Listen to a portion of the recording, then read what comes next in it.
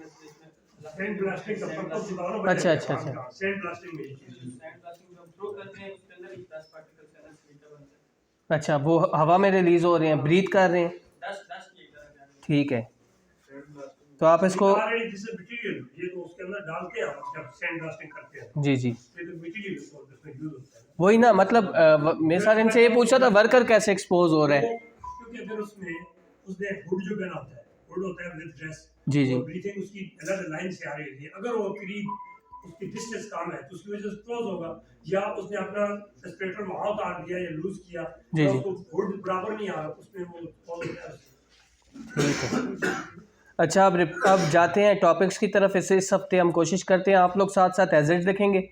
किसी ने अपना एजेड वेरीफाई करना हो तो वो मुझे बिज़नेस वाले ग्रुप में भेजें, दूसरे नंबर पे कोई भी ना भेजे, उसको मैं नहीं कंसिडर कर रहा, ठीक है। अपने नाम के साथ एजेड भेज दें, मैं प्रूफ रीड करके हाईलाइट करके भेज दूंगा कौन सी चीज़ ठीक है। इस हफ्ते के अंदर अंदर आप लोग अपने 10 एजेड मुकम्मल करेंगे, 11 एजेड। कितनी कैटेगरीज से करने हैं? 21 में से हम कितनी यूज़ करेंगे? तकरीबन 8 लाजमी यूज़ करेंगे, ठीक है।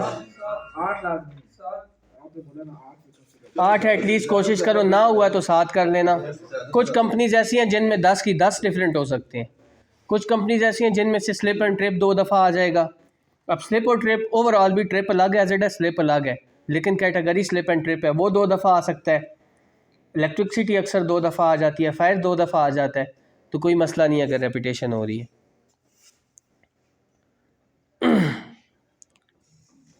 अच्छा, जब ये पहला पार्ट कर चुके होंगे फिर मैं आपको कुछ कन्वेंशंस खुद लिखवा के कि ये कन्वेंशंस हमने अपनी रिपोर्ट्स में कंसिडर करनी है, उन्हीं कन्वेंशंस के अंदर से हम फिर आगे जस्टिफिकेशंस करेंगे। आप ये जो टाइम स्केल, ड्यूटी, हैज़र्ड का कंट्रोल, ये सब कुछ जो लिख रहे हैं ये बिल्कुल सोच समझ के लिखें, क्योंकि इन्हीं कंट्रोल्स में से हमने नीचे जाके 3 कंट्रोल्स जस्टिफाई करने हैं, ठीक है। अब वो आपने तो 11 हैज़र्ड्स के पीछे कम से कम 70-80 कंट्रोल तो लिखेंगे आप लोग, या नहीं? हर एजेड के अगर 8 कंट्रोल हों तो 11 एजेड के पीछे 70-80 कंट्रोल बनता है ना। अब वो आप में को इनमें से 3 कंट्रोल्स जस्टिफाई करने को कहेंगे नेक्स्ट सेक्शन में, ठीक है, सेक्शन 3 में। तो इसलिए अपने एजेड उसकी टाइमिंग सोच समझ के लिखनी है, अपनी कंपनी का साइज़ देख के कि कंपनी का साइज़ क्या है, कंपनी के पैरामीटर्स क्या हैं, कंपनी के रिसोर्सेज क्या हैं। अब आप ये कहते हैं कि कोई छोटी मोटी फैक्ट्री है तो उसके रिसोर्सेज डिफरेंट होंगे, और एक मल्टीनेशनल कंपनी जो है उसके रिसोर्सेज डिफरेंट होंगे। जैसे वो सोलर का कह रहे हैं, अगर वो कोई बड़ी सोलर कंपनी सेलेक्ट करते हैं जो पूरे पाकिस्तान में काम करती है, उनके रिसोर्सेज बहुत वसी होंगे। उसी के मुकाबले में एक सिंगल ब्रांच की कंपनी है, उसका एक ही ऑनर है, तो फिर उसके रिसोर्सेज कम होंगे। इस हिसाब से आपने टाइम स्केल और चीज़ों की जस्टिफिकेशन देनी है। अच्छा, ये मैं बता चुका था कि इंटरनेशनल लेबर ऑर्गेनाइजेशन ILO जो है किसकी है? एजेंसी है यूनाइटेड नेशंस की। इसके अंदर बहुत से कंट्रीज़ जो है इसके मेंबर हैं। ये हमें स्टैंडर्ड्स की जगह स्टैंडर्ड्स देती है हेल्थ एंड सेफ्टी के, जिसमें कन्वेंशंस और रिकमेंडेशंस होती हैं। कन्वेंशन के अंदर कानूनी शिक होते हैं सारे, और रिकमेंडेशन उसके अगेंस्ट सजेशंस होती हैं। कन्वेंशन क्या कहती है? क्रिएट बाइंडिंग ऑब्लिगेशन और policies to implement their provision. हमें पॉलिसीज़ या ऑब्लिगेशंस बताती है ताकि हमको उसको इम्प्लीमेंट कर सकें और उसके मुताबिक अपनी प्रोविजंस दें कि कौन से इंटरनेशनल स्टैंडर्ड्स हैं जिसके मुताबिक हमने चीज़ें प्रोवाइड करनी है। जैसे हाइट पे अगर काम कर रहे हैं तो सेफ्टी हार्नेस देना या हेलमेट्स देना, इस तरह की चीज़ें सारी जो हैं, इनकी जो प्रोविज़न है किसकी बिना पे हम दे रहे हैं? कन्वेंशन की बिना पे। कानून ने हमें कहा है कि ये चीज़ें आपने इंश्योर करनी है। अच्छा, कहते हैं नो लीगल अथॉरिटी। जब तक कोई कन्वेंशन किसी कंट्री में रेटिफाइड नहीं होती, रेटिफाइड का मतलब है कि कोई कंट्री उस कन्वेंशन को एक्सेप्ट करे। अब पाकिस्तान ने सारी कन्वेंशंस एक्सेप्ट नहीं की हुई। जो भी कन्वेंशन है उसमें से 10, 12, 14 कन्वेंशन पाकिस्तान कहता है ये हमारे लिए ज़रूरी हैं, वो रेटिफाइड कर लेते हैं और उस कंट्री का क्या बन जाता है? वो कानून बन जाता है। लेकिन क्योंकि हमने वोश करने हैं तो हम ILO की सारी कन्वेंशंस को कंसिडर कर सकते हैं। आप पे कोई पाबंदी नहीं है कि आप कोई स्पेसिफिक कन्वेंशन लगाएं, ठीक है। मतलब ये वाली कन्वेंशंस आप लगा सकते हैं, ये नहीं लगा सकते, ऐसा नहीं है। जितनी उस दिन मैंने लिस्ट भेजी है उनमें से जोन सी कन्वेंशंस आपकी रिपोर्ट में लगती हैं आप लगा सकते हैं। इसका एक ही पार्ट होगा, उसके अंदर आपने 3 जस्टिफिकेशंस में 4 से 5 कन्वेंशंस को कंसिडर करना है। वो एक ही कन्वेंशन के अंदर से भी हो सकते हैं आर्टिकल्स, या डिफरेंट कन्वेंशंस के आर्टिकल्स भी हो सकते हैं। वो जब हम उस पार्ट पे पहुंचेंगे मैं बता दूंगा। रिकमेंडेशन क्या देती है? गाइडेंस देती है कि जो ऊपर पॉलिसी सेट हुई है, जो आर्टिकल जो कानून बताया है, उसके अगेंस्ट क्या रिकमेंडेशन है। लेजिस्लेशन एंड प्रैक्टिस से मुराद है कि हमें क्या करना चाहिए, ठीक है। रिकमेंडेशन मोस्टली जो कन्वेंशन होती है वैसे ही लिखी होती है। ज़्यादातर रिकमेंडेशन ज़्यादा वसी करके वो नहीं बताते, सिंपल बता देते हैं कि वेयर, अब फ़र्ज़ करें कन्वेंशन है, उसका आर्टिकल कहता है कि हाइट पे काम जहाँ करना पड़े वहाँ पे मेजर्स लो जिसके ज़रिए आप हाइट से गिरने से बचा सकें। वहीं पे साथ रिकमेंडेशन क्या कहती है कि जहाँ पे हाइट पे काम करना पड़े सेफ्टी हार्नेस प्रोवाइड करें। एक कन्वेंशन और रिकमेंडेशन मैं आपको दिखा देता हूँ, आप ख़ुद भी इसको थोड़ा सा स्टडी किया करें आज के बाद। ये C167 है। कंस्ट्रक्शन पे कौन रिपोर्ट बना रहा है? कोई भी नहीं बना रहा, एक report.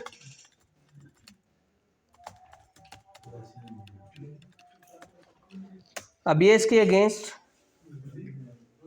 Health and safety and construction recommendation है।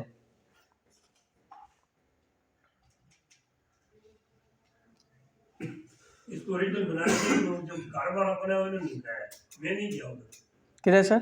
ये जो जिस जगह आप गए थे ना, वो इसने और दूसरे ने बिल की बनाया। अच्छा अच्छा, मैं नहीं किया, मैं बिल नहीं कर मैं खुद जाऊँ, मैं कहता हूँ ठीक, ये इन्होंने खुद ही जबरदस्ती जाके उधर शुरू कर दिया। देखता हूँ सर। और लाया तो अच्छा, जब भी आप कन्वेंशन खोलेंगे जो पहले वाले आर्टिकल होते हैं, 2 आर्टिकल 3 आर्टिकल, ये बता रहे होते हैं कन्वेंशन के अंदर एब्रीवेशंस कौन सी हैं।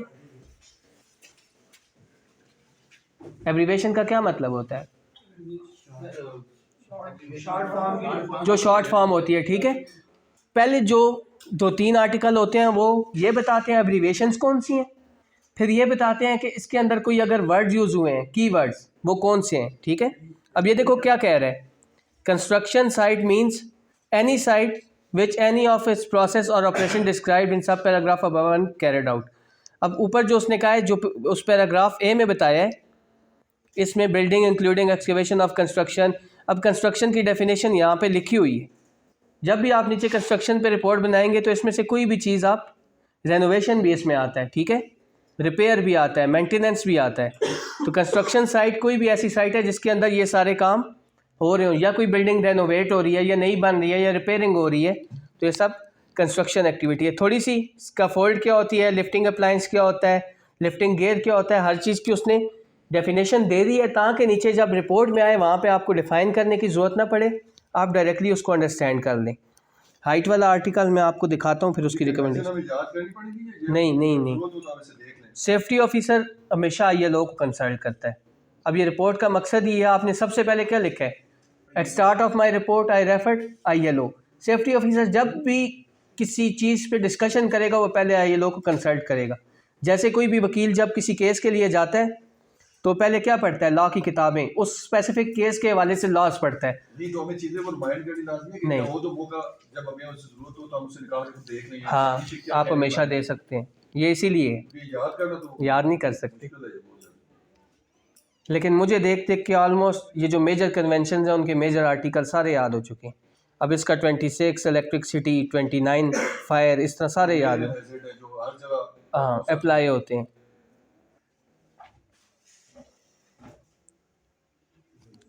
ये देखो अब ये क्या लिखता है, where work can not be done safely from the ground और पार्ट ऑफ द बिल्डिंग और other permanent structure, a safe suitable scaffold shall be provided and maintained. अब अगर कोई सीढ़ी पे काम कर रहा है, आपने देखा वो सीढ़ी पे काम करता है, पेंट का काम सीढ़ी पे चढ़ के, तो आप वहाँ पे कह सकते हैं ये कैसे गलत है इस आर्टिकल के तहत कि उसने लिखा है where work can not be done safely be done from the ground, ठीक है, जहाँ ग्राउंड से आप सेफली काम नहीं कर सकते और आपको ऊंचे स्ट्रक्चर से काम करना है या परमानेंट स्ट्रक्चर से, तो आप वहाँ पे स्कैफोल्ड बिल्ड करें। ये उसी सूरत में ये चीजें सामने आएगी ना, फॉर एग्जांपल जब आप इन केस अगर इन फ्यूचर में जाते हैं, हमारी मैनेजमेंट जो है ना वो इस चीज को नहीं इंकार होती है, अगर तो उनको आर्ग्यू आप उन्हें आर्ग्यू करने के लिए कन्वेंशन, हाँ आप, और कोई अगर लेवल 6 पे जाके एनफोर्समेंट कैसा बनना चाहते हैं, ये तो आप सेफ्टी ऑफिसर कैसे हैं, आप कहते हैं नहीं मैं कानून के अंदर जाऊँगा, वहाँ पे आपको फिर इसमें से मैक्सिमम कन्वेंशंस आपको पता होनी चाहिए। फिर वो बहुत बारीकी के साथ वो जो ऑफिसर होता है वो देखता है, वो फिर सेफ्टी ऑफिसर्स के ऊपर हो जाता है।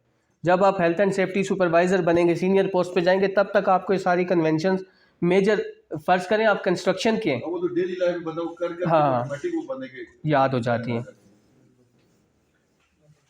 अब ये कन्वेंशन है, अब इसके अगेंस्ट ये रिकमेंडेशन है। अब हर आर्टिकल के अगेंस्ट रिकमेंडेशन होती है 90% टाइम्स। 10% आर्टिकल ऐसे भी हैं जिनके अगेंस्ट रिकमेंडेशन नहीं होती, ज़रूरी नहीं समझते हो। वो किस तरह सर? फॉर एग्जांपल अभी मैं आपको यही दिखा रहा हूँ।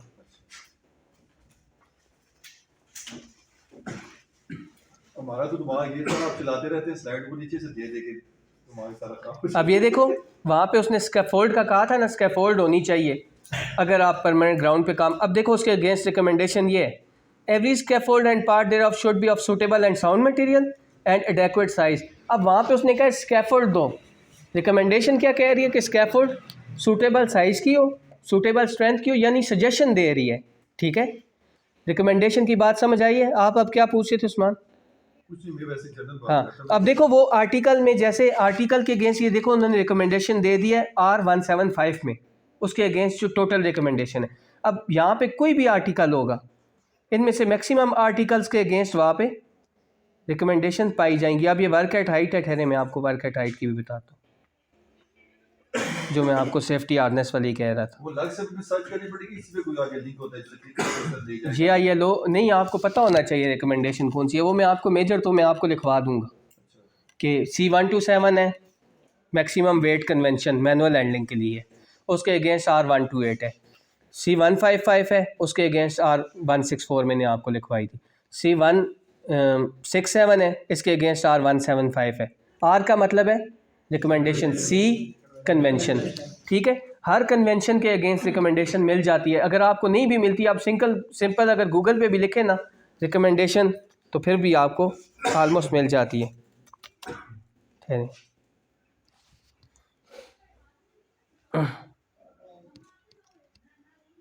ये आ गई safety and health in construction. अक्सर औकात अगर नहीं मिलती तो फिर हम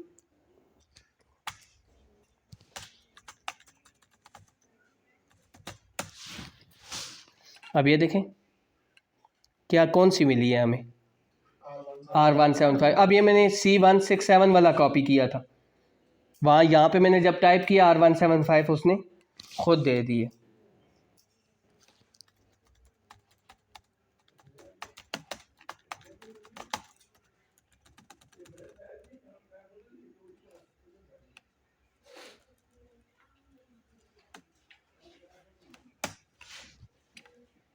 ये देखें R128 आई है ना। अब ये C127 के अगेंस्ट रिकमेंडेशन है, तो रिकमेंडेशन ढूंढना इतना मुश्किल नहीं है, लेकिन आपको रिकमेंडेशन पता होनी चाहिए मोस्टली। जो आप नीचे 3 जस्टिफिकेशंस करनी है, 3 कन्वेंशंस आपने टोटल पढ़नी है। वो 3 भी हो सकता है, जिसने कंस्ट्रक्शन पे बनाई है उसकी सिर्फ C167 R175 है, लेकिन जो अब मशीनरी पे बना रहा है, जैसे फैब्रिक पे बना रहे हैं, मैन्युफैक्चरिंग सेक्टर पे बना रहे हैं, उनके पास C119 लगेगी। C167 को बीच में हम कंसिडर करते हैं, लेकिन मेजर फिर हम C155 साथ लगाते हैं। C155 यूनिवर्सल कन्वेंशन है जो हर जगह अप्लाई होगी। ठीक है, समझ आ रही है कन्वेंशन और रिकमेंडेशन का फ़र्क? किसी को नहीं समझ आया तो पूछ लो अभी, फिर मैं आगे जाके दोबारा इस चीज़ को रिपीट नहीं कर सकूँगा।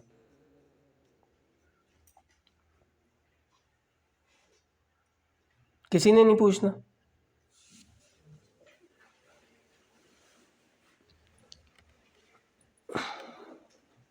नहीं, मैं आपसे C115 की कोई स्पेसिफिक हेडिंग है कि ये तो आपने कहा यूनिवर्सल आ जाएगा, ये फिट आ जाएगी? हाँ इस लेवल इसका अपना कोई टाइटल है? हाँ, मैं आपको बताता हूँ।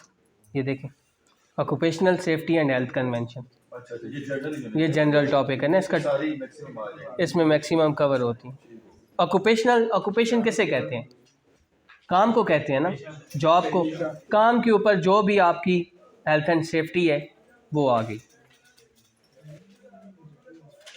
ठहरे, यहाँ पे वर्क एट हाइट की एक थी रिकमेंडेशन, वो मैं आपको दिखाना चाहूँ।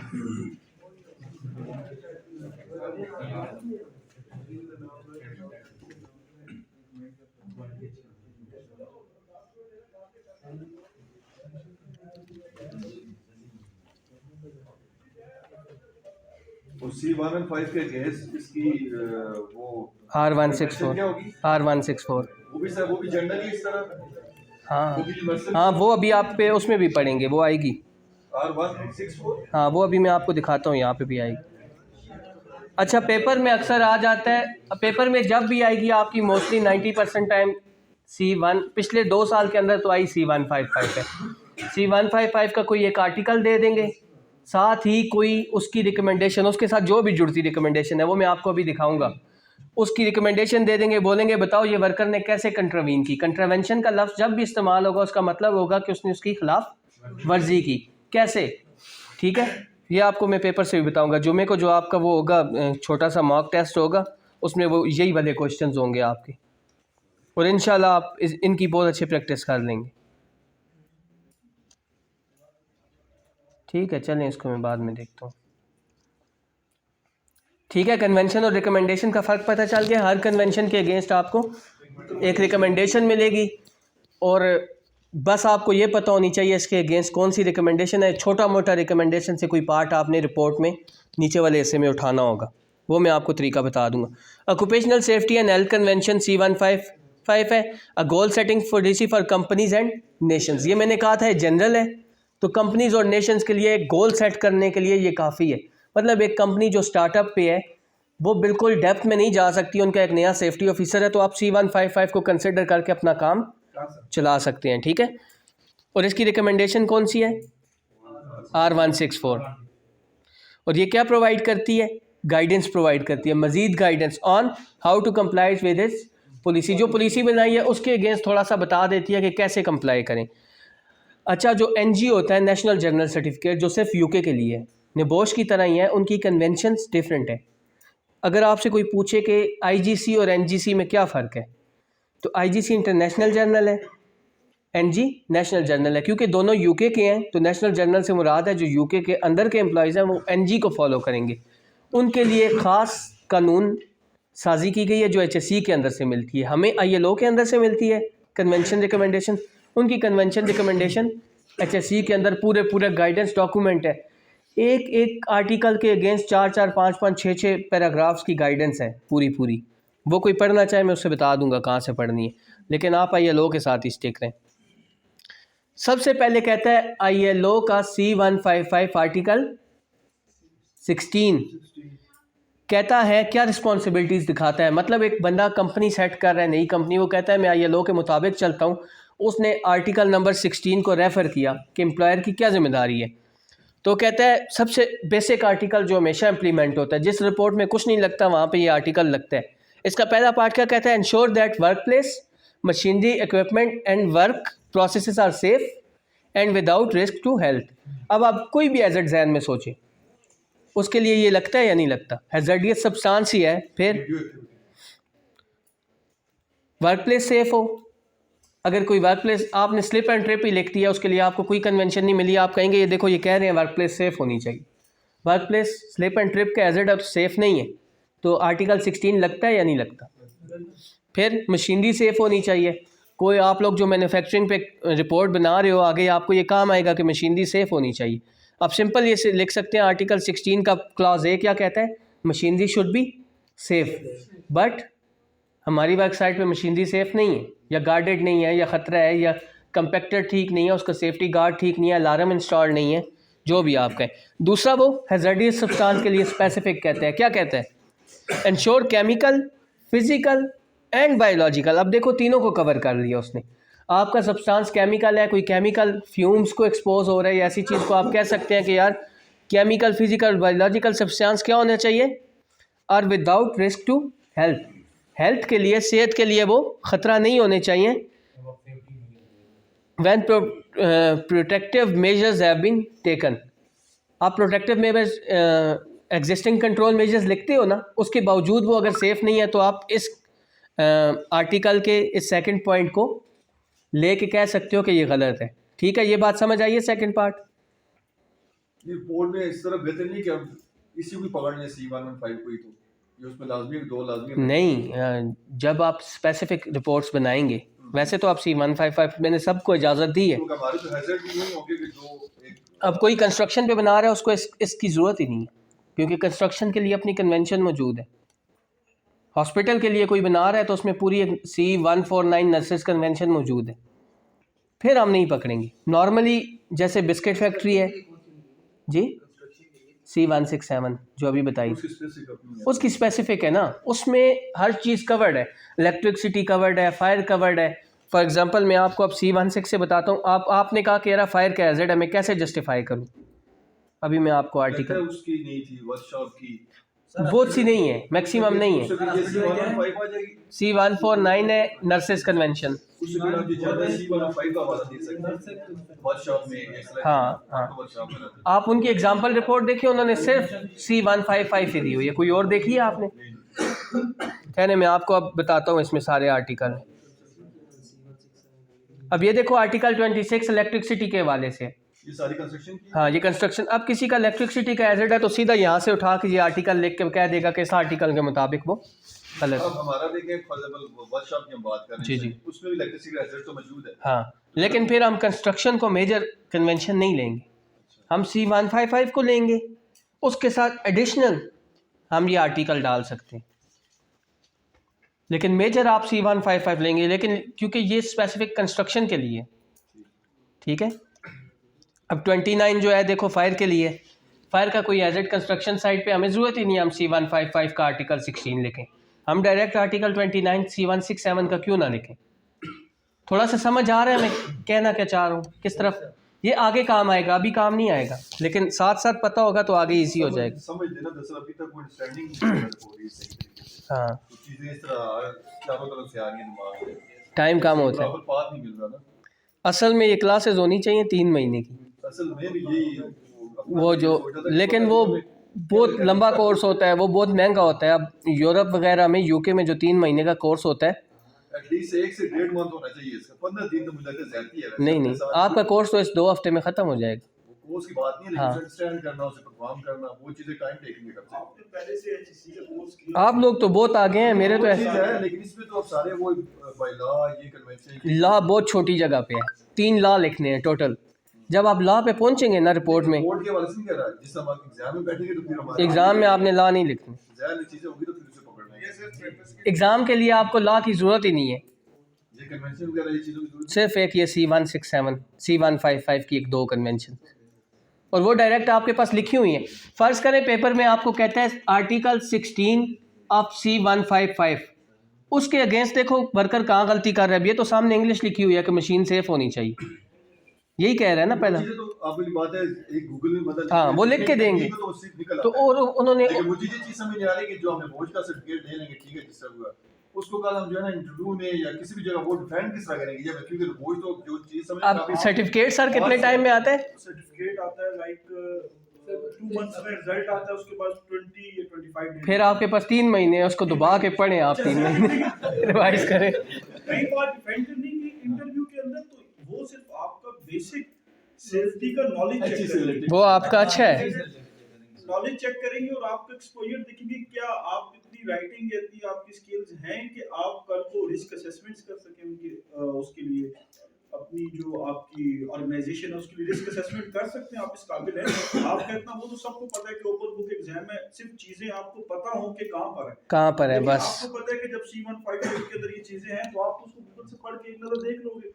तो ये सारी चीजें जब वहां पर आप कंस्ट्रक्शन साइट पे काम करोगे इन स्टार्ट आप बार चीजें सर्च करनी पड़ेगी, बट एक विद इन टाइम जो है ना आपको कंस्ट्रक्शन की सारी चीजें आ जो आपको नहीं हायरिंग करेगा वो डायरेक्ट आपको कभी भी सेफ्टी ऑफिसर हायर नहीं करते। आप शुरू में क्या होंगे, फायर वॉचर होंगे, मैनुअल हैंडलिंग के कोई ऐड हो जाएंगे, छोटे मोटे एक सिंगल टास्क, वो उस लेवल पे पहुंचने में आपको वक्त लगेगा, वो सीखने का टाइम होगा। और फिर जो रिस्क असेसमेंट होती है, जो कंपनीज है, हर कंपनी का अपना मतलब उन्होंने फॉर्मेट बनाया हुआ है, सिंपल सा भी होता है, बस चेक लिस्ट होती है, लाइक साहब जो बता रहा था जी वो सर ने भी बताया। हाँ, चेक लिस्ट होती है, सिर्फ ये चीज है कि नहीं। हाँ बस।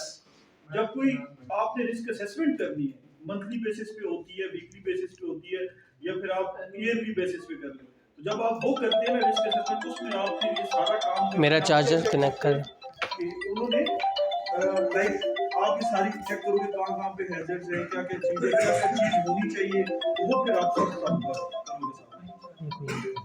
इतना आप ट्रेन होके जाएंगे, आप बेफिक्र हो जाए, इतना काम ट्रेन नहीं होंगे। बाकी आप अगर प्रोजेक्ट स्टार्ट करो तो आपकी क्या ड्यूटी होती है कि जैसे ही कंटोनमेंट है या जो भी लीगल अथॉरिटी से वो आपको जमीन दे देती है, उसके बाद सेफ्टी ऑफिसर जाते हैं वहां पर, क्या कर लेते हैं, उस एरिया को जो है ना उसके बैरियर द्वारा लगाते हैं, वो लगा लेते हैं, फिर वेलफेयर का काम करते हैं वर्कर्स के लिए, लाइक वॉशरूम्स बना लिए, किचन एरिया बना दिया, प्रेयर एरिया बना दिया, वो बना दिया, उसके बाद कंस्ट्रक्शन काम स्टार्ट होगा वहां पर। फिर मैन फोर्स आएगी, आप उसको ट्रेन करोगे, उसको बताओगे कि यार आपने हेलमेट पहननी है, आपने ये करना है, वो करना है, जिससे असेंबली Thank you. होती है, वो सारी चीजें तब होंगी। तो एक हफ्ते बाद इंशाल्लाह आप लोग इतने कैपेबल होंगे और एक रिपोर्ट बनाने के बाद आप इतने कैपेबल होंगे आप इंटरव्यू में बैठ सकें। जिसने ख़ुद बनाई, जिसने किसी और से बनवा ली, वो ये चीज़ नहीं कर सकता। फ़र्ज़ करें वो यही पूछ लेते हैं कि आपने हैज़र्ड कैसे लिखा, हैज़र्ड की कैटेगरी क्या थी, हैज़र्ड क्या था, आपको कुछ दिखा दें, कोई वीडियो, शॉर्ट वीडियो दिखा दें, पिक्चर्स दिखा दें, बोले आप हैज़र्ड कैटेगरी और हैज़र्ड बताएं। अब इतना तो आप पढ़ ही चुके हैं, आप ये बता सकें। उसके अगेंस्ट कुछ कंट्रोल पूछ लें, नॉइस के हैज़र्ड बता के, जैसे कल आपको सर ने बताया कि 110 dB की नॉइस है, तो आपसे पूछ लें इसके लिए कोई कंट्रोल है आपके जहन में, एक ही कंट्रोल आप बता दें, उससे आपकी कंपिटेंसी पता चल जाएगी और रिपोर्ट बनाने से आप इतने काबिल हो जाएंगे, ठीक है। और C155 आर्टिकल 16 का तीसरा पार्ट कहता है provide adequate protective clothing and equipment to prevent risk of accident and adverse health effects, जैसे नॉइस हो गया, वर्क एट हाइट हो गया। और किसके लिए पीपीईज इस्तेमाल हो सकते हैं? कन्फाइंड स्पेस के लिए और एक्सकेवेशन। एक्सकेवेशन किस कैटेगरी में आएगा? निबोश के मुताबिक मुझे हैज़र्ड की कैटेगरी बताएं। हैज़र्डियस सब्सटेंस के लिए भी पीपीईज हैं। नीचे जाएगा तो कन्फाइंड स्पेस में आ जाएगा। हाँ, उसके लिए ब्रीथिंग एपरेटस हो जाएंगे, ठीक है। तो ये एक आर्टिकल 16 उसने मेजर एम्प्लॉयर की जिम्मेदारी बता दी। आर्टिकल 10 क्या कहता है? Provide and maintain work place machinery and equipment and use working method that are safe. ऐसी इक्विपमेंट और मशीनरी और वर्किंग मेथड दो जो क्या हो, सेफ़ हो। अनसेफ वर्किंग मेथड्स में हमने काम नहीं कराना, ठीक है। इसकी एग्ज़ाम्पल आप किसी भी चीज़ से ले सकते हैं कि हम फ़र्ज़ करें क्रेनों के बिल्कुल नीचे हम किसी वर्कर से काम करवा रहे हैं, तो वो ऐसा वर्किंग मेथड है जो सेफ़ नहीं है कि हम उसकी ड्यूटी लगा देते हैं, तुम क्रेन के नीचे से जो पत्थर गिरेंगे उनको साइड पे कर देना, ये कोई भी इस तरह की ड्यूटी, ठीक है। Give necessary instruction, training and supervision, ये सबसे पहली चीज़ है, इंपॉर्टेंट चीज़ है कि एम्प्लॉयर की जिम्मेदारी है वो उनको इंस्ट्रक्शन दे, ट्रेनिंग दे और supervision they in application and use of health and safety measures. Health and safety के हवाले से उनको क्या क्या दे? इंस्ट्रक्शन, सुपरविजन और ट्रेनिंग। जैसे इंडक्शन के दौरान या कोई स्पेसिफिक आपने काम करना है, मैनुअल हैंडलिंग वर्कर्स हमने हायर किए हैं, तो उनको हमने मैनुअल हैंडलिंग की, स्लिप एंड ट्रिप की, जोग्राफिकल लोकेशन की ट्रेनिंग देनी है कि आपने कैसे मूव करना है, सेफ पाथ कौन सा है, किस टाइम मूव करना है। ये चीजें तो ऑलरेडी टूल बॉक्स मीटिंग में भी करवा देंगे। जब किसी भी जॉब के लिए हम शुरू करेंगे तो वो जब टूल बॉक्स टॉक तब होती है उस्मान जब आप एक जॉब का ऐसा होते हैं, जॉब वर्क शुरू हो चुका है, फिर वो कहते हैं वीकली टूल बॉक्स टॉक हम करेंगे या मंथली करेंगे या 2 वीक में करेंगे, डेली करेंगे। वो सुपरवाइज़र जो होता है, हाँ, ये उसका ऐसा भी है। नहीं, उसका टूल बॉक्स टॉक भी इसका पार्ट है। सुपरविजन किसे कहते हैं? टूल बॉक्स टॉक कैसा है ना, सुपरवाइज करेगा, सुपरवाइज़र उन्हें गाइड करेगा। तो वो कह रहा है कि ये सारी चीज़ें एम्प्लॉयर की जिम्मेदारी है वो दे, जहाँ भी है। अब इंडक्शन ट्रेनिंग है, रिफ्रेशर ट्रेनिंग है, बाद में कोई ट्रेनिंग्स होती हैं, एडिशनल कोई इक्विपमेंट मशीनरी आती है तब ट्रेनिंग्स होती हैं, ठीक है। Introduce organisational arrangement relevant to activities and size of undertaking. कल हमने कहा था कि ऑर्गेनाइजेशन या एडमिनिस्ट्रेटिव कंट्रोल्स जो होते हैं, एडमिनिस्ट्रेटिव कंट्रोल्स कोई कह रहा है ऑर्गेनाइजेशनल अरेंजमेंट्स, ऑर्गेनाइजेशन ऐसी कोई अरेंजमेंट्स करे जो एक्टिविटीज़ से रेलिवेंट हो और वो उनकी हेल्थ एंड सेफ्टी को इंश्योर करें। ऑर्गेनाइजेशनल अरेंजमेंट्स क्या हो सकती हैं? जैसे उनको वेलफेयर फैसिलिटीज़ देना, हैज़र्डियस सब्सटेंस है तो बाथिंग फैसिलिटीज़ दे दो कि वो नहा लें अपने वर्क के फ़ौरन बाद, या कोई उन्हें ख़तरा बायोलॉजिकल मीटिंग में एप्रिसिएशन वगैरह करें अच्छे वर्करों के लिए, उनको मोटिवेट करने के लिए अपने वर्कर को, यार कि अपना सेफ है। हाँ, ऑर्गेनाइजेशनल अरेंजमेंट ये भी अवार्ड में देखो सर कहते हैं कि हम प्रैक्टिस करते हैं बोनसेस, उससे जो है ना वर्कर नहीं भी चाहता ना, यार वही बात है कि यार हेलमेट कौन पहनेगा, जी लगा रहता है, लेकिन इस चीज़ों से मुनकर जो होती है और वो कल को दिखते हैं यार कि नेक्स्ट मंथ पिछले महीने जो है ऐसा गिफ्ट मिला था जिसने अच्छा परफॉर्म किया था, सेफ मैनर में से काम किया था, तो ये कहते हैं हम करते थे। बिल्कुल यही है, ये मेंटल इल हेल्थ को रोकने के लिए, मेंटली उनका एटीट्यूड ठीक करने के लिए, ताकि वो हेल्थ एंड सेफ्टी को प्रायोरिटी समझे अपनी, जैसे हम बच्चों को स्कूल में अवार्ड्स वगैरह या सर्टिफिकेट्स देते हैं, सब कुछ ऑर्गेनाइजेशनल अरेंजमेंट का हिस्सा है। Provide PPE and clothing without charge to the workers. अच्छा, ये बड़ी इंपॉर्टेंट चीज़ है कि पीपीई जब भी हम देंगे हम फ्री ऑफ चार्ज देंगे। एम्प्लॉयर देगा। हाँ, एम्प्लॉयर देगा। Ensure that work organisation particularly working hours and rest break does not adversely affect occupational safety and health. अब जो कोई हैजर्ड लेकर रहा है, साइकोलॉजिकल हैजर्ड, उसको अगर आप जस्टिफाई कर लें तो आप कहेंगे देखो आर्टिकल 10 का पार्ट 5 जो है वो ये कहता है कि वर्किंग आवर्स और रेस्ट ब्रेक्स एडवर्सली वर्कर की हेल्थ को इम्पेक्ट ना करें। कल जैसे मैंने कहा था, आप जब शिफ्ट पैटर्न लिखते हैं तो उसके हिसाब से एक हैजर्ड आपका बनता है मेंटल हेल्थ का। जहाँ भी आपको लगता है वर्किंग आवर्स 12 हैं या 13 हैं तो मेंटल हेल्थ का हैजर्ड आपका पक्का बनेगा। उसी को ही आप नीचे जाके अगर जस्टिफाई करते हैं तो आप आर्टिकल C155 वहाँ पे पक्का इम्प्लीमेंट कर सकते हैं, चाहे वो कंस्ट्रक्शन इंडस्ट्री भी हो। ठीक है, अब कंस्ट्रक्शन के अंदर भी C127 C155 इम्प्लीमेंट हो सकता है। Take reasonably practicable measures with view to eliminate excessive physical and mental fatigue. हमने ऐसे मेजर्स लेने हैं ताकि उनकी फिजिकल फटीग क्या होती है, जिस्मानी तौर पर जो उनको थकावट या दर्द, इस किस्म की जो भी उनको तकलीफ़ें हम दे रहे हैं वो भी रिड्यूस करें, प्लस मेंटल भी। क्या हमें ये चाहिए कि हम टोटल ख़त्म कर दें? नहीं कर सकते। काम करने आए हैं, उनसे काम भी हमने ज़रूर लेना है, लेकिन वो इतना ना हो कि उनको लॉन्ग टर्म पे उनकी हेल्थ ख़राब हो। ठीक है, मैनुअल हैंडलिंग अच्छी प्रैक्टिस है। आप रोज़ अगर वज़न उठाते हैं, आप कोई काम करते हैं, सही तरीके से करें तो आपको जिम की ज़रूरत नहीं है, वो आपका जिम है, आपकी एक्सरसाइज है। लेकिन अगर उसे गलत पोस्चर में एक्सेसिव वेट के साथ किया जाए तो हमारे लिए डेंजरस है। ठीक है, keep up to date with scientific and technical knowledge to comply with the above. हमने साइंटिफिक और टेक्निकल नॉलेज, अब पाकिस्तान साइंटिफिक और टेक्निकल नॉलेज लैक कर रहा है। आज भी हम एग्रीकल्चर के अंदर वही पुरानी टेक्निक्स इस्तेमाल कर रहे हैं और दुनिया नहीं, अब पानी देने के लिए या कुछ स्प्रे मारने के लिए आज भी मज़दूर पूरे खेत में घूम रहा होता है। और दुनिया कैसे कर रही है? ड्रोन्स के ज़रिए कर रही है। बड़ी बड़ी मशीनें, इक्विपमेंट, दरख्त उखाड़ने के लिए इक्विपमेंट, दरख्त काटने के लिए इक्विपमेंट, हर चीज़ के लिए इक्विपमेंट लगा दिए। तो वो क्या है, अप टू डेट है with technical knowledge. Manual handling के लिए कितनी ज़्यादा मशीन्स आ गई हैं। ये चीज इम्प्लीमेंट होगी कंस्ट्रक्शन साइड पे, साइंटिफिक और टेक्निकल नॉलेज कंस्ट्रक्शन में अगर हम करें तो उसमें किस तरह हम देखेंगे साइंटिफिक टेक्निकल नॉलेज।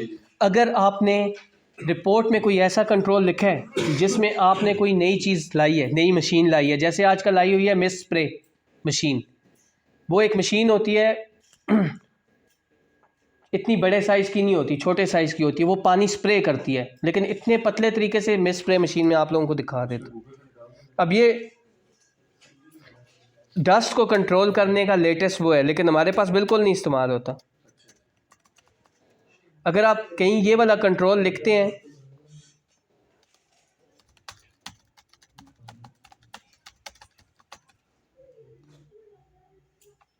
इस तरह की, अब देखें जहाँ पे डस्ट प्रोड्यूस हो रही है वहाँ पे डायरेक्ट हम मिस्ट स्प्रे मशीन लगाएं तो यहाँ पे हम कह सकते हैं ना कि आर्टिकल ये कहता है कि हम अप टू डेट रहें विद टेक्निकल नॉलेज।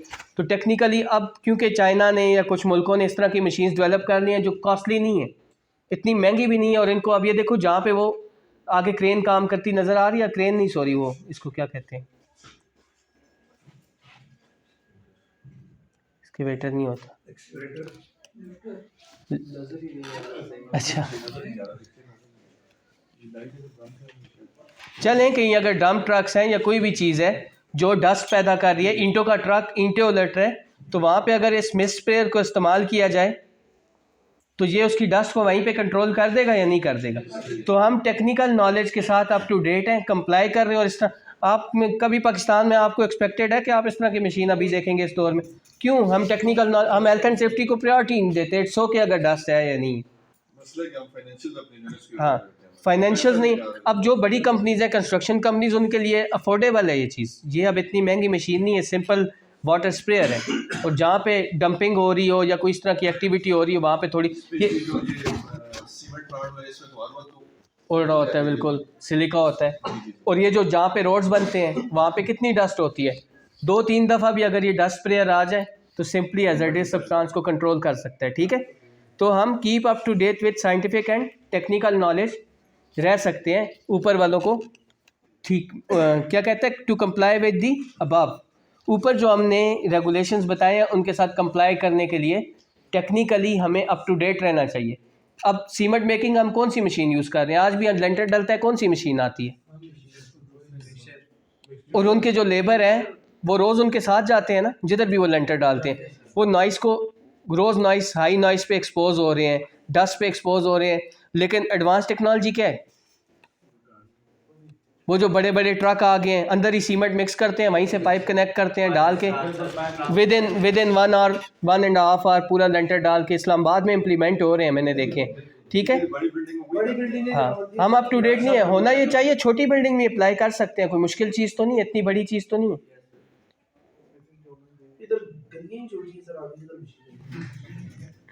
अभी जो बोरिंग वाली नई मशीन आ गई है वो छोटी गलियों में नहीं जाती,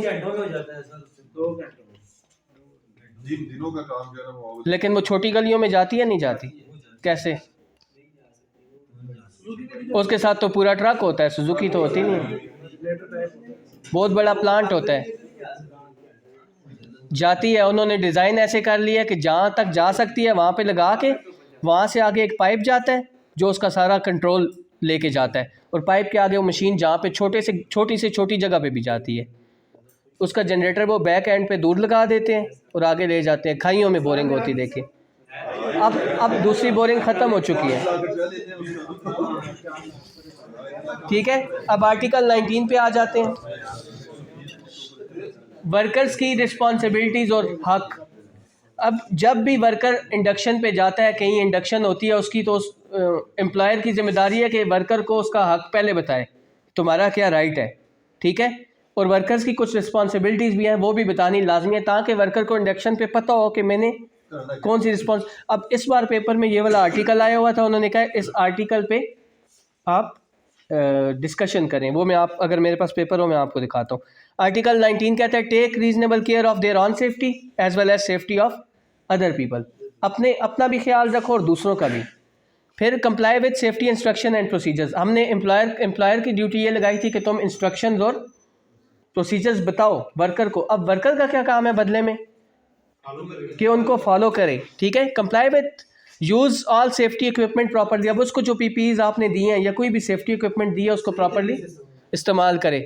report any situation that they believe could be hazard and which they can not themselves correct. अब पिछली बार मैंने आपको बताया था कि वो जो वर्कर जा रहा था, जो क्रेन के रास्ते में आ गया था, उसने रास्ता इसलिए छोड़ा था कि आगे स्टील मेकिंग फैक्ट्री थी और स्टील के कतल जो होते हैं छोटे छोटे वो पड़ी हुई थी। वो उसने कहा उस पर अब उसको चाहिए क्या था, इस आर्टिकल के मुताबिक रिपोर्ट करना चाहिए था उसको, कि वो आगे बढ़ने के बजाय वापस जाता, सिचुएशन रिपोर्ट करता कि ये यहाँ पे ट्रिप के हैजर्ड्स हैं। और जो क्रेन चला रहा था वो भी नया बंदा था, उसको भी रिपोर्ट करना चाहिए था। एक तो क्रेन का अलार्म काम नहीं कर रहा था, उसको ये जाके रिपोर्ट करना चाहिए क्रेन का अलार्म काम नहीं कर रहा, ये ख़तरा है। अब उसके मुताबिक अगर देखो कौन कौन से आर्टिकल कंट्रावीन हो रहे हैं, पहला हो रहा है या नहीं? रीजनेबल केयर, जो क्रेन पे वर्कर था, इसका मतलब है उसने दूसरों की केयर नहीं की। वहाँ पे उसको पता था अलार्म ख़राब है, उसके बावजूद वो क्रेन पे बैठ के उसने क्रेन को चलाया, और उसको भी रिपोर्ट करना चाहिए था। दोनों ने रिपोर्ट नहीं किया। Comply with safety instruction. Safety instruction क्या थी कि सिर्फ कॉम्पिटेंट बंदा क्रेन को चलाए, और वो उसको भी फॉलो नहीं कर रहा था। पेपर से ये चीज़ निकालनी बड़ी आसान है। सबूत क्या है कि वहाँ पे लिखा हुआ था कि only competent person should operate the crane. वो कॉम्पिटेंट नहीं था, वो फिर भी चला रहा था।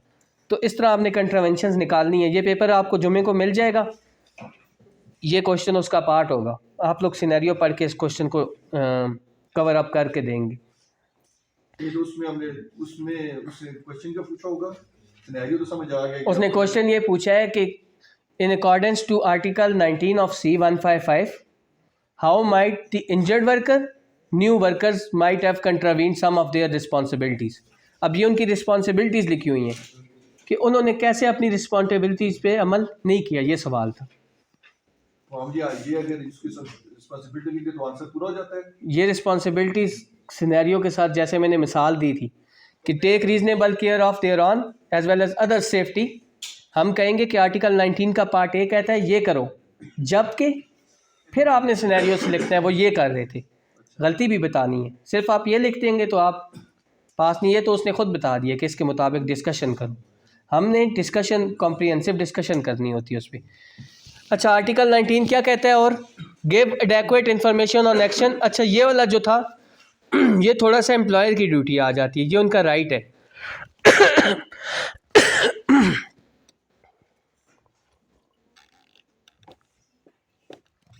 Give adequate information on actions that employer has taken to ensure safety and health। कि अगर कोई एक्शन ऐसा है जो हेल्थ एंड सेफ्टी के लिए एम्प्लॉयर ने दिया है उसके बारे में एडेक्वेट इन्फॉर्मेशन लें। मतलब अगर उन्हें समझ नहीं आई वो उसको प्रॉपरली स्टडी करें और इंफॉर्मेशन ले कि मुझे क्या करना है अगर उनको समझ नहीं आई। ठीक है। Give the right to the necessary training in safety and health. उनका हक है कि वो ट्रेनिंग और नेसेसरी ट्रेनिंग हासिल करें किस बारे में, हेल्थ एंड सेफ्टी की। मतलब अगर वर्कर को लगता है कि मैंने प्रॉपर ट्रेनिंग नहीं ली तो उसका हक बनता है कि वो एम्प्लॉयर को जाके कह सकता है कि मुझे प्रॉपरली ट्रेनिंग किया जाए कि ठीक है। ये थोड़ी एम्प्लॉयर के साथ भी अटैच होती हैं ये दो ड्यूटीज़, एम्प्लॉय प्लस एम्प्लॉयर। ये रिस्पॉन्सिबिलिटी बन जाती है और हाँ एम्प्लॉय का राइट बन जाता है। ये देखिए हमारे पास क्या है, वर्कर्स रिस्पॉन्सिबिलिटी एंड राइट्स दोनों पे बात हो रही है। ये याद रखने की ज़रूरत नहीं है, ये मैं सिर्फ जनरल आपको ड्यूटी बता रहा हूँ वर्कर की वर्क स्पेस से क्या ड्यूटी होती है। अगर आपसे सवाल पूछेगा तो वो आपको ओपन बुक है, आपको अलाउ है कि आप उसे खोल के मौके पे पढ़ सकते हैं। पानी मिल सकता है इतना।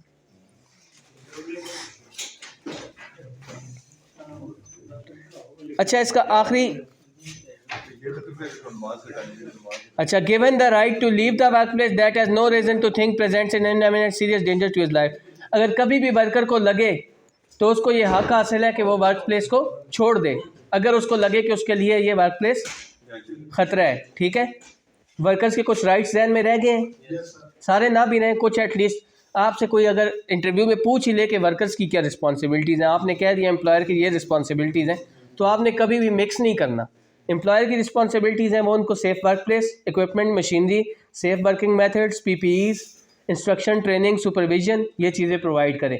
जबकि वर्कर की जिम्मेदारी है अपना ख्याल रखें, इंस्ट्रक्शंस फॉलो करें, PPEs पहने और अपने आप उसे हाँ, और अगर उसे लगता है कि कुछ ख़तरा है वो रिपोर्ट करे, और अगर उसे लगता है वो ख़तरा है उस जगह को छोड़ दे। हाँ और हाँ वो जाके उसको रिपोर्ट करे अपने एम्प्लॉयर को। इसके बारे में कुछ ऐसी कन्वेंशंस भी हैं कि अगर आपको एम्प्लॉयर धमकी देता है कि तुम काम अगर छोड़ोगे मैं तुम्हें काम से निकाल दूंगा, वर्कर जाके उसको भी चैलेंज कर सकता है कि हाँ, इसी के अंदर इसमें भी कन्वेंशंस हैं। ILO जो है ये सऊदीया में भी इम्प्लीमेंट है प्रॉपर, ILO रेटिफाइड कन्वेंशंस होंगी। जब आप जिस सऊदीया के कार्यक्रम वो इस चीज को मानते हैं, मैं वही कह रहा हूँ, रेटिफाइड कन्वेंशंस का मतलब है कि ILO की सारी कन्वेंशन वो नहीं मानते होंगे। अच्छा। अगर आप लिखेंगे ILO convention ratified in Saudi Arabia, आपके पास लिस्ट आ जाएगी कौन सी कन्वेंशन को सऊदी अरेबिया एक्सेप्ट करता है। उसके लिए इन्होंने अलग से एजेंसी बनाई हुई है कि इनकी गवर्नमेंट नहीं जो सर आप बता दें सर, ये क्वेश्चन सबके लिए सर कोई बताएं सर। जी सर, उनके लिए गवर्नमेंट डील करते हैं कि एजेंसी थोड़ी सी आसानी मैं अपने बाद में चाहता बताता। भारत जब भी आप किसी कंट्री के लिए ये बेहतरीन तरीका कार है कि आप जब भी जाएंगे किसी दूसरी जगह पर, जब आप काम पे जाएंगे प्रैक्टिकल, ये तो आपके कोर्स से रिलेटेड चीज़ें लाजमी आपने सीखनी है। वहाँ पे आसानी आपके लिए है, जिस कंपनी में आप करेंगे उसका लास्ट प्रोफेशनल प्लान वो आपने देखना है। ठीक है। मेथड स्टेटमेंट उनकी अपनी उस कंपनी की बनी हुई होती है, उसका अपना सेफ्टी मैनुअल होता है, उसके अंदर वो तमाम जिस तरह ये पूरे रूल है ना इसके, ये सारे उन्होंने आपने उसमें डाल दिए होते हैं। अब आपने वहाँ पे इंटरनेशनल लॉ के तहत उनको नहीं पकड़ सकते, क्योंकि उस कंपनी ने खुद जो चीज़ें लिखी हैं अपने रूल्स में उनको फॉलो करने की वो पाबंद है।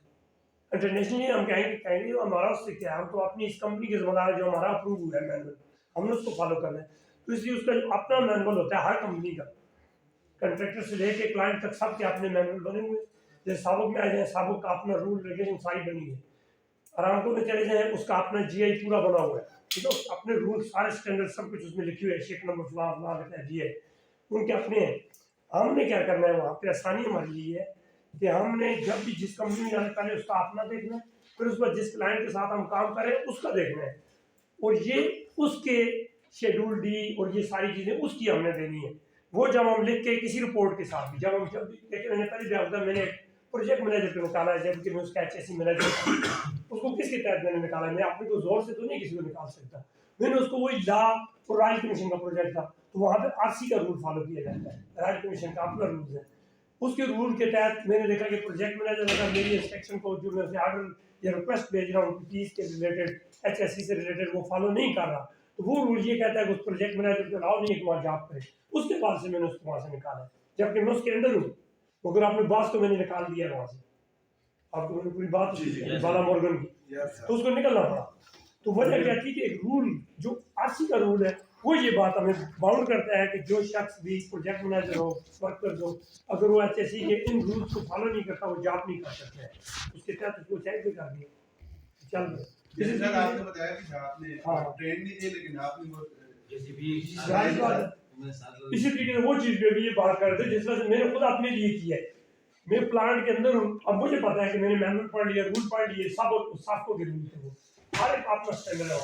साफ्को के स्टैंडर्ड के मुताबिक जो बंदा कॉम्पिटेंट नहीं है, जिसका अभी इसमें लिखा हुआ क्रेन ऑपरेटर को खुद कॉम्पिटेंट नहीं है, उसने वहाँ पे तो उस कॉम्पिटेंसी नहीं, इसकी कॉम्पिटेंसी के लिए ये भी है कि उसने सर्टिफिकेशन लेनी भी उसके लिए ज़रूरी है। अगर अरामको के प्रोजेक्ट आ रहा है तो अरामको की सऊदी गवर्नमेंट लाइसेंस के अलावा, TUV के अलावा थर्ड उसको ये चाहिए कि अरामको से भी उसको सर्टिफिकेशन, वो सर्टिफिकेशन उसकी होगी तो तब जाके क्रेन ऑपरेटर काम करेगा। इसलिए GCB ऑपरेटर है, उसके पास सऊदी गवर्नमेंट लाइसेंस भी है, उसके बाद उसका TUV है, उसके बाद फिर उसको अरामको की सर्टिफिकेशन चाहिए। तो वहाँ पे जब मैंने बताया भी था कि जब वो रास्ता बंद हो गया, स्टक हो गया, हमारा ऑपरेटर नहीं था, मैं समझता हूँ ऑपरेट करना, ट्रेनिंग मैंने सीखा हुआ है, मगर मैं सर्टिफाइड नहीं हूँ, मेरे पास सर्टिफिकेट नहीं है। मैंने कहा चलो रास्ता बना दो, जैसा रास्ता बनाने को लिए वो मुझे प्रोजेक्ट मैनेजर और सारे कहने लगे यार हमारे साथ मदद करो, आपको तो पता है थोड़ा सा रास्ता ही ठीक करना है, इसको ठीक कर दो। मैंने कहा यार मैं सेफ्टी का बंदा हूँ, HSE मैनेजर हूँ, और मैंने अगर ये कर दिया तो मेरे लिए वायलेशन ये है मैं जॉब नहीं कर सकूँगा, मैं निकल जाऊँगा यहाँ से। उसने कहा no, we can stop our company and all activities, we can demobilize from this project. Nobody can stop you, nobody can stop with you. Yeah, we are with you, we stand with you. मैंने कहा आप stand होगे, मगर मुझे एक second के लिए भी कोई अलाउ नहीं करेगा कि मैं दोबारा रह सकूँ कि रूल के खिलाफ है।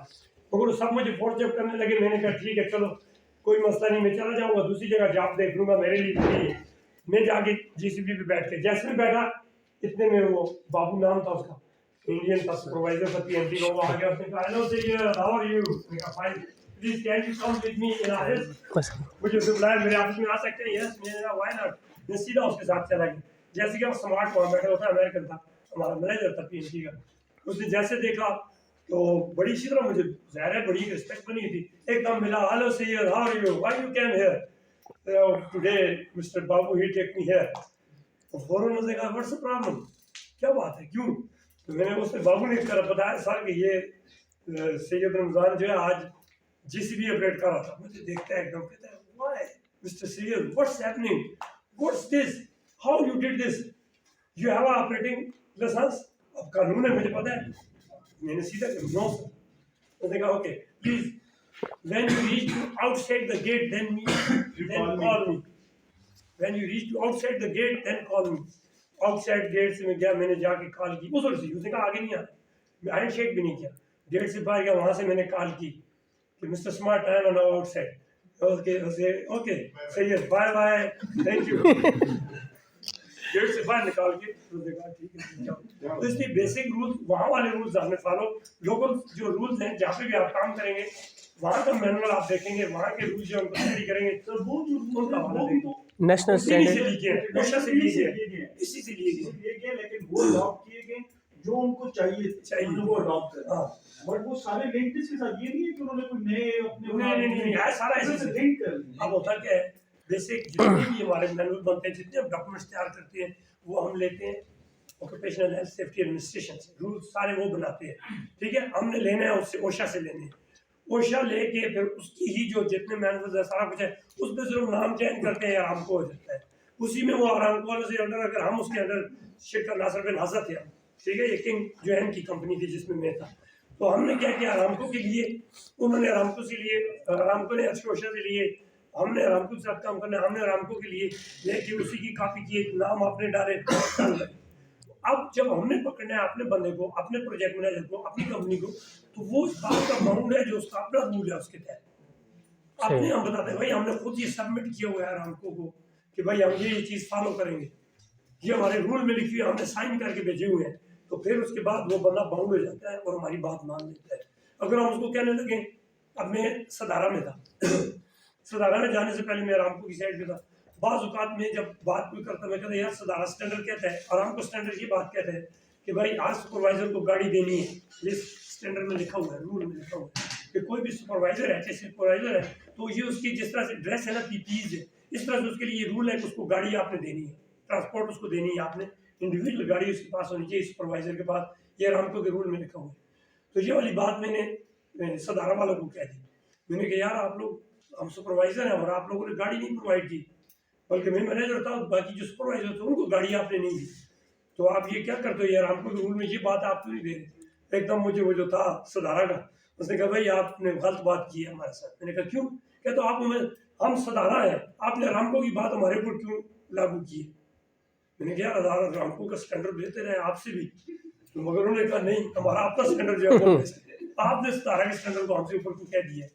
और रियली आप इंटरनेशनल रूल्स आप इसमें जानते हैं कि 30 मिनट्स जो है वो आपने स्टैंड फायर वॉचमैन रहता है आउटवर्क के बाद, ये इंटरनेशनल रूल्स ओशा के स्टैंडर्ड में है, सापों के स्टैंडर्ड में, सब में, मगर आरामको के स्टैंडर्ड में यही है। मगर जो सदारा का स्टैंडर्ड है वो 1 आवर है कि 1 आवर जो है बंदा उधर रहेगा, मगर उनका स्टैंडर्ड और उन्होंने उस तरह किए हुए, तो वो कहते हैं हमारे स्टैंडर्ड को फॉलो, हर कंपनी कहती है हमारा जो स्टैंडर्ड है उसके मुताबिक। जब आपने वारंटी डालनी है, कोई वैल्यूएशन पकड़नी है, कोई भी किसी किस्म का उनका गैस जब कार्रवाई करनी है हमने सेफ्टी के लोगों ने, तो वो उनके स्टैंडर्ड के मुताबिक उसको स्टडी, उसके मुताबिक हम उन पर दखल करेंगे, फिर वो हमारी बात मानेंगे। हम अगर कहेंगे आराम को, वो कहेंगे आराम को कौन है वो, हम क्यों जाने। अब अदीब प्लांट में हम थे, अदीब प्लांट में स्टैंडर्ड है, इंटरनेशनल स्टैंडर्ड ये है कि 1.2 मीटर के बाद एक्सीलरेशन जो है कन्फाइंड स्पेस हो जाती है, जबकि अदीब का स्टैंडर्ड 2 मीटर। जी। जब 2 मीटर पे आप जाएंगे, मोर देन 2 मीटर आपका कन्फाइंड स्पेस है, उससे पहले वो नहीं है, वो उनका अपना स्टैंडर्ड है। अब हमने जब उनको पकड़ना है उस स्टैंडर्ड से पकड़ना है, दूसरे से हम नहीं पकड़ सकते, सबक के हदीद से किसी से। अब दूसरी चीज देखें वर्क एट हाइट पे, हमने 1.8 मीटर स्टैंडर्ड है हमारा कि भाई 1.8 मीटर से ऊपर जाएंगे तो आप लोग कन्फाइंड स्पेस, ये वर्क एट हाइट जो है, full body harness, toe board, mid rail, top rail, तमाम इसी तरह से access ladder, 75 angle, these all thing we are running together. But जब आप जाएंगे किसमें, सबक में, सऊदी अरब के अंदर ये सबक शहजादों का ग्रुप है, उसमें जब हम जाते हैं वो कहते हैं 2 मीटर, वो कहते हैं हमारा standard 2 metre, less than 2 metre we are not accepting. अगर वहाँ पे हमको बताया रामको ये बात कहती है या ओशा ये कहता है, वो कहते हैं जाओ ओशा के साथ और रामको आप हमारे साथ काम करते हो, हमारे स्टैंडर्ड को फॉलो करो। हमने फिर उसको उनके स्टैंडर्ड को पकड़ के उनकी बातों, और ये आसान चीज़ है, जिस कंपनी में आप काम करना चाहते हैं, आप प्रोजेक्ट लेते हैं, वो कंपनी अपने रूल्स आपको देती है, भाई हम ये हैं, आप इस पे आ रहे हो। जब हमें कहते हैं आने के लिए, हम क्या करो उनके रूल्स सारे ले लेते हैं, लेके अपने, जिस तरह मैं करता था अपने सेक्रेटरी को देता था, मैं कहता था चलो भाई ये चीज़ें जो इनकी जो चीज़ें हैं ना, डालो इनको अपने खाते में, और ये हमारी हो गई है। हमारे इस वक्त जो सऊदी में जब मैं कारपेंटर इंजीनियर, हमारे मुख्तलिफ साइडों पर कम अज़ कम 10-15 प्रोजेक्ट चल रहे थे, ज़्यादा में प्रोजेक्ट चल रहा था, शेफा में चल रहा था, इसी तरीके से खबर के एरिए में चल रहा था। अब बल्दिया के साथ जो हमारा काम था, बल्दिया का रूल हम वहाँ फॉलो कर रहे थे, कंपनी एक ही है, नाम वही है, शेखा नासिर बिन नासिर। जब हम आरामको की साइड पर आरामको वाले डाल देते थे, जब हम आरसी के साथ थे आरसी का डाल देते थे। ये ज़्यादा स्ट्रॉन्ग वाटर प्रोजेक्ट था, किंग का था, वो किंग के जो रूल्स रेगुलेशन वो हम तो डाल रहे थे। यानी जिस तरह का माहौल है आपने अपने आप को उसके मुताबिक एडजस्ट कर लेना, ये इंतहाई आसान है। सर ये तो सारा आपने बताया, जैसे आपने ये भी कहा था ना आई एम किंग, या हाँ, वो जो आपने बात बताई थी किसी ने कहा था क्या? किसी और ने कह दिया। ये भी अब देखें कि जरा सी भी अगर आपने कुछ उनके रूल्स के खिलाफ बात, ये वहाँ पे रूल है, इधर तो हम कहते रहते हो मेरे से बड़ा कौन हो खाने खान, मगर वहाँ पे आपके मुंह से अगर लफ्ज निकल गया आई एम अ किंग, बस उसके बाद आपके लिए सिर्फ गर्दन उन्होंने उतारनी है, बस आपको पता ही नहीं चलेगा, उठा के ले जाएंगे। मैं बच इसलिए गया कि मेरे जो जिसने मुझे पकड़ के लेके जाना था, कैप्टन जो था कोस्ट गार्ड का, जैसे वो आया तो वो असल में हमने एक रेस्क्यू किया था टुगेदर, पानी समुद्र में एक डेड बॉडी गिर गई थी, एक अमेरिकन गिर गया था पानी में, उसके बाद उसकी लाश को निकालने के लिए जब गए तो कोस्ट गार्ड वालों के बाद डाइवर नहीं थे, तो मैं चला गया साथ। तो मैं स्विमिंग के बारे में थोड़ा बहुत जानता था और स्काउटिंग में मैंने सीखा होता कुछ ना कुछ। मैंने बगैर डाइवर के रोप के साथ उसकी बॉडी टाई करके उठा के बोर्ड में डाल के निकाल के ले आया, तो वो बंदा वहाँ पे मेरे साथ था, तो मेरी कंप्लेंट ही उसके पास की। उसने गेट पे जैसे नहीं किया, मेरे से एकदम उन्होंने कार्ड ले लिया, वहाँ इंटर उनकी कार्ड, ये कार्ड नहीं है, बस खत्म। ऑफशोर जाना था, कार्ड ले लिया। लेने के बाद उन्होंने मुझे कहा जी आप कैप्टन के पास जाए। मेरे पास फौजी आके चल भाई, सीधा मैं उधर ले गए। जैसे मैं वहाँ पे आगे कैप्टन वही बैठा होता जिसने हमने इकट्ठे रेस्क्यू किया, वो मिला, how are you, why you came here, what's the problem. मैंने कहा यार मेरे ऊपर इस बंदे ने कोई इल्जाम लगा दिया, क्या बात है, मुझे बुलाया ना, मुझे तो नहीं पता, मैं तुम्हारे पास आया हूँ। उसने कहा जो इधर हमारा जो सब कॉन्ट्रैक्टर था वहाँ पे ना उस कंपनी में, सराज क्या नाम था, उसने हमें ये कहा है, कंप्लेंट की साहब की, कि ये मुझे कह रहा है, मैंने उसको रोका था गलत काम करने से, जैक एमर यूज कर रहा था विदाउट ईयर मफ के, विदाउट ईयर प्लग के, और परमानेंट अभी उसको इश्यू नहीं हुआ तो उससे पहले उसने जैक एमर स्टार्ट कर दिया, मैंने उसे स्टार्ट कर दिया।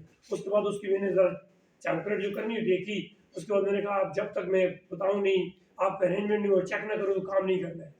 उस वजह से उसने क्या किया, जाके कह दिया, ये कह रहा है मैं खुद इधर का किंग हूँ, मैं किंग हूँ सऊदीया, किंग अब्दुल्ला कुछ नहीं, मैं किंग हूँ अब्दुल्ला की। जाके कोस्ट गार्ड वालों का, कोस्ट गार्ड वाले जो है मेरे ऊपर पड़ गई, यार ये इसने इसकी बात की। तो वहाँ पे जब उसको मैंने कहा यार ये हमारा सब कॉन्ट्रैक्टर है, उसने तुम्हें झूठ कहा, और किसी बंदे से पूछो, वर्कर से पूछ लो, ये बात नहीं हुई।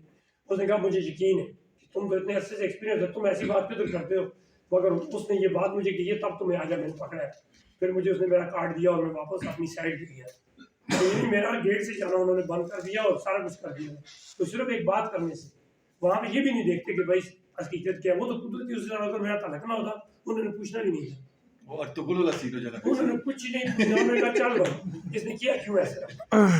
यानी ये चीज़ें वहाँ के रूल्स जो है ज़रा सा समझना ज़रूरी होता है। इंटरनेशनल रूल्स अपनी जगह है, वहाँ ज़रूरी है, नॉलेज के लिए भी ज़रूरी है, आपके इस एग्जाम के लिए भी ज़रूरी है, वहाँ पे आपको बेहतर से बेहतर। अच्छा एक और चीज़ आपको बड़ी अच्छी, जिसका मैं क्लास में बताता होता हूँ, मैं सैम्पल रूल्स जितने अभी मैंने बताया नहीं बताता था, क्यों, आपने जब भी इंटरव्यू देना है आपने इंटरनेशनल रूल्स के मुताबिक ओशा के हवाले देने हैं, जब भी, चाहे अरामको में जाके क्यों नहीं दे रहे आप इंटरनेशनल रूल्स आप बताओ, चाहे अरामको में भी जा रहे हो, क्योंकि आप कहोगे भाई मैंने तो इंटरनेशनल रूल्स को फॉलो करना है, मुझे अरामको के साथ क्या लगे, अभी मैं अरामको में आऊँ उसके बाद में फॉलो करूँगा आपके लिए, पहले तो मेरा सारा इंटरनेशनल रूल्स को समझता हूँ, मेरा एक्सपीरियंस इंटरनेशनल। जी जी बिल्कुल सर। मेरा ये तो नहीं है कि मैं अरामको में काम किया, देखिए आप अरामको में नहीं होंगे, आपसे अरामको के रूल्स वहाँ से कोई नहीं पूछेगा, इंटरनेशनल रूल्स आपको आते हैं, आगे उसके बाद आपने खुद सीखना है, अरामको में जाए अरामको के सीखें, आरसी में जाए आरसी के सीखें, साबक में जाए साबक के सीखें, जिस कैटेगरी इलेक्ट्रिक होती है इलेक्ट्रिसिटी के अपने रूल्स हैं वहाँ पे, वो रूल्स आप वहाँ जाए उसके बाद सीखें, तो आप इंटरनेशनल सतह पे इंटरव्यू क्लियर करें, बाकी आगे सब कुछ फील्ड में चलेगा, ठीक है।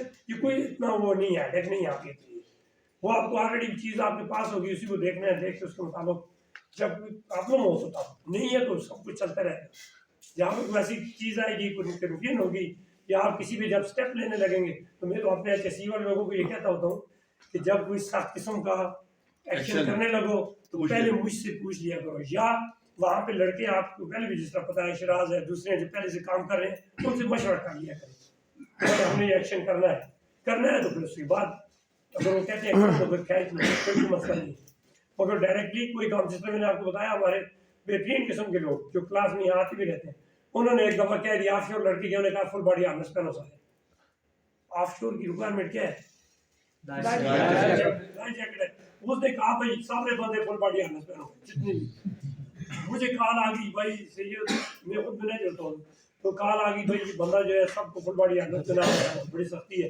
उसने मुझे कॉल की, खुद भी बंदा जो था उसने भी कॉल की, उसने कहा सर मैंने आज बड़ा काम किया, उन्होंने क्या किया, मैंने सबको फुल बॉडी हार्नेस पहना दिया, मैंने कहा क्यों, क्या मसला क्या है, आप जजीरे के ऊपर काम कर रहे हैं, आइलैंड 27 आइलैंड दुनिया के सबसे बड़ा प्रोजेक्ट, मैंने कहा उधर क्या मसला हो गया, क्या कर रहे हैं, तुम्हारे का टाइट है कुछ चीज़ है, कहते नहीं कुछ भी नहीं है, जो भी आ रहा है किसी बोर्ड से उतर है उसको कह रहे हैं अपना फुल बॉडी हार्नेस के लिए, वो कहते हैं हमने तो नहीं जाओ लेके आओ, फिर पीछे बोर्ड जाती है जाके लेके आती है, सेफ्टी की बात तो माननी है।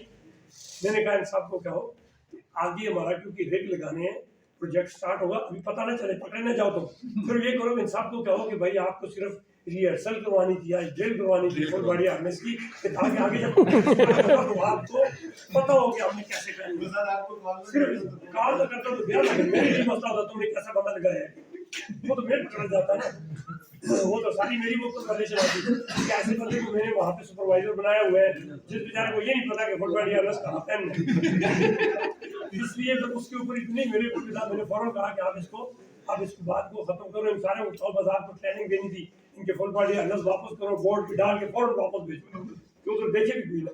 तो इनको ये बताओ कि आपकी ट्रेनिंग देनी थी, मैनेजर ने कह दिया था भाई इनकी जरा रिहर्सल कर लो कि पेन आता है कि नहीं, थोड़ा सा टाइम लगा सकते हैं, तो उस तरीके से जान बात की। तो ये चीज़ें थोड़ी थोड़ी जो है वो जगह जगह, इस तरह 1.8 मीटर के बाद साबक का स्टैंडर्ड है 2 मीटर है, वहाँ पे 2 मीटर पे आपने पहनने हैं फुल बॉडी हार्नेस। साबक में एक मेरा लड़के के एक बंदे को भेजा था, ऑलरेडी एरोनॉटिकल इंजीनियर था, मेरा स्टूडेंट था, काफ़ी टाइम से काम कर रहा था, उसको PMT में जॉब मिली, हरिपुर के थे, हरिपुर वाले करते हैं ना। अच्छा, उनको जब भेजा जी, मैंने कहा जी आप ये करें, वहाँ पे भेज दिया, ये उनकी कार आ गई मुझे, सर मैंने बड़ा काम किया। मैंने क्या किया? वो इधर एक स्टाफ फोल्डिंग थी, उसके बंदे काम कर रहे थे, मैंने फुल बॉडी हार्नेस नहीं पहना हुआ था, सब तो स्टाफ करके फुल बॉडी हार्नेस पहना दिए। मेरे पास स्टाफ फोल्डिंग कितनी हाइट की है? कहते हैं जी 1 मीटर होगी, 1 मीटर होगी, नहीं तो 1.5 मीटर होगी। मैंने वहाँ 2 बोर्ड भी लगवाई है, मिड रेंज भी लगवाई है, टॉप रेंज भी लगवाई है, उसके बाद इनको फुल बॉडी हार्नेस। मैंने कहा यार तो आपने कमाल कर दिया, पर सबको उतारो नीचे, और उसके बाद उन्होंने कहा आपको सिर्फ, क्योंकि जब आप 1.8 मीटर या 2 मीटर से, साबक को 2 मीटर है, 2 मीटर से अबाव जाएंगे तो आपने ये यूज़ करना है, आपको रिहर्सल के तौर पर खिलाई है, ये बात उनको बोल दो और उतार दे। ऐसी होशियारी ना करना, होशियारी करने से पहले अगर किसी ने देखा है, कहते ये भी किसी ने देखो तो पहले रिमूव करवाओ। इसलिए अगर आप थोड़ा सा कम्युनिकेशन आपस में रखेंगे, कोई मसला नहीं है, चल जाएगा। बहुत ज़्यादा था, उसने भी बड़ी गलती कर दी थी, उस दिन पिछली दफा बताया भी था आपको, सदाकत भाई का नहीं बताया था, बहुत अच्छे बंदे हैं सारा कुछ। उन्होंने क्या किया, लाइफ जैकेट्स, एक ये लाइफ जैकेट्स है, वहाँ हमारे पास जितने सीनियर लोग हैं उनके लिए ये लाइफ जैकेट नहीं होती, क्योंकि गर्मी में पहनना तंग होता है, तो सीनियर जो वो सिर्फ पट्टी सी नजर आती है सर, इधर इधर जरा बैंड है, इस तरह की चीज़ होती है। तो जैसे ही हमें कोई प्रॉब्लम हो जाता है, जैसे कोई बंदा गिरता है, तो फौरी तौर पे उसके अंदर ऑटोमेटिक सिस्टम भी है, और उसके अलावा आपने हैंड मैनुअल भी है कि आप उसमें रस्सी को खींचते हैं, उसके बाद एकदम लाइफ जैकेट बन जाती है, पानी में जाती है लाइफ जैकेट बन जाएगी। तो वो पहननी होती है। अब उसमें गलती क्या हुई कि वो ट्राई करना तो शौक होता है ना, जिस तरह सिलेंडर पिछली दफ़ा यूज़ कर दिए खुद, ठीक है। तो उन्होंने कहा यार मैं देखूँ, जैसे पेट में दर्द होता था बार बार, कहीं किया, कहीं जब लाइफ जैकेट खुल गई। अब तो उस तरह होता है जिस तरह गाड़ी के नहीं होता बलून, एयरबैग्स, तो वो सिस्टम है, वो निकल गई। अब वो बात के उन्होंने ट्राई की, उसमें कमरे के अंदर छुप के जाकर उसको पैक करते तो पैक होके तो खबर ही है। अब उसको उन्होंने पंचर किया, पंचर करके दोबारा उसको उसी तरह फोल्ड करके, अब लाइफ जैकेट तो नहीं रही ना, वो सारी की सारी उस तरह फोल्ड करके बंद करके पहन के जनाब ये फिर रहे हैं। बाई चांस पता नहीं क्या हो, जो गुजैन में ऐसा खटका आ जाता है, कहा यार ये लाइफ जैकेट दिखाओ, ये मुझे कुछ इस तरह लगता है जिस तरह से खुली है, ऐसी किसी और की नज़र नहीं पड़ती, सेफ्टी वालों की नज़र में ये चीज़ आती है, हर किसी में तो नहीं आती। मैंने क्या करो, वो जैसे सर वो सर मैंने कहा क्या हुआ, एकदम पता चल गया यार को गड़बड़ है, और नहीं जी नहीं दिखाता, नहीं मैंने कहा तरह, फिर तो पकड़ लिया, तो जब देखा तो वो तो बंद करके फिर दोबारा उसको रीसेप करके उस तरह डालिए, तो फिर उस यानी अपनी लाइफ के साथ खेलने वाली बात। मैंने कहा आपने इतनी बड़ी गलती, चलो एक गलती होगी, दूसरी गलती क्या, आप ऑफशोर जा रहे हो, मुसलसल आपने समुद्र में रहना है, काम बाहर जाए, आपको जिंदगी की कीमत ज्यादा है और जैकेट की कीमत छुपा रहे हो, फिर उनको बड़ी सख्ती करके फिर दूसरी जैकेट दे के साइड पे, क्योंकि वहाँ होता क्या है कि आपको रिपोर्ट बनानी पड़ती है। भाई खोल दी ठीक है, आपने यूज कर दी तब भी कोई मसला नहीं, आप क्या करेंगे, नियर में रिपोर्ट बना के सबमिट करो, लाइफ जैकेट और दूसरी ले लो। अब वो डर कैसे रहा था मुझसे, नियर में रिपोर्ट बनाऊंगा तो ये बंदा पूछेगा भाई कैसे नियर में हुई, क्या हुआ, क्यों खोली है, तो इन्वेस्टिगेशन से बचने के लिए जिंदगी को रिस्क में डाल दिया। सीधा बता देना था भाई मैं ट्राई करना चाहता, मैं चेक करना चाहता था कि भाई आया ये यूज़ होती है या नहीं होती, एक जैकेट मैंने यूज़ कर लिया, नियर में रिपोर्ट बना के मुझे दे दे, खत्म, दूसरी मिल जाती है। मगर रिपोर्ट से बचने के लिए ये नियर में रिपोर्ट कोई सैंपल सी चीज़ नहीं होती है, क्योंकि उसके बाद में पता किया जाता है इन्वेस्टिगेशन होती है, इसलिए नियर में रिपोर्ट हम बनाते हैं। तो इससे बचने के लिए उस बंदे ने लाइफ को इतनी बड़ी लाइफ थ्रेट ली है कि ऑफशोर पे जाना भी है, ऑफशोर का सुपरवाइजर उसको बना हुआ और उसने इतनी बड़ी परेशानी। ये छोटी छोटी चीज़ें रूल्स को देखने की वजह से, जिस तरह आपका आज ये बड़ा ज़बरदस्त टॉपिक मुझे बहुत पसंद है कि आप इन रूल्स को जब देखेंगे और लोकली देखेंगे तो सारी चीज़ ठीक है। नमाज पढ़ लें। जुमात के टाइम का